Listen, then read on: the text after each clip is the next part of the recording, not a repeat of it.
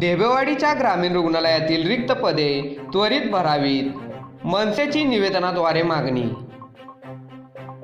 पंचनामा न्यूज उपसंपादक नितीन खरात यांचा special report.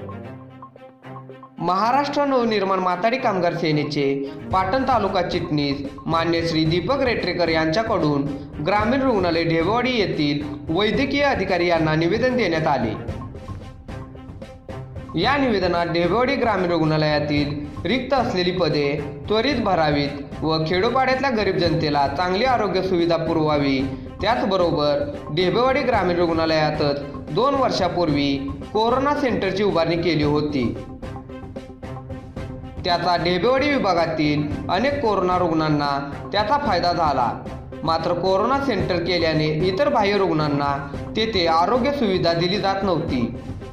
त्यामुळे खेड्यापाड्यातल्या सर्वसामान्य नागरिकांना सनबूर किंवा तळमावले प्राथमिकता आरोग्य केंद्रात जावे लागत होते किंवा खाजगी दवाखान्यांकडे धाव घ्यावी लागत होती. त्यामुळे सर्वसामान्य जनतेला याचा भुर्दंड सोसावा लागत होता.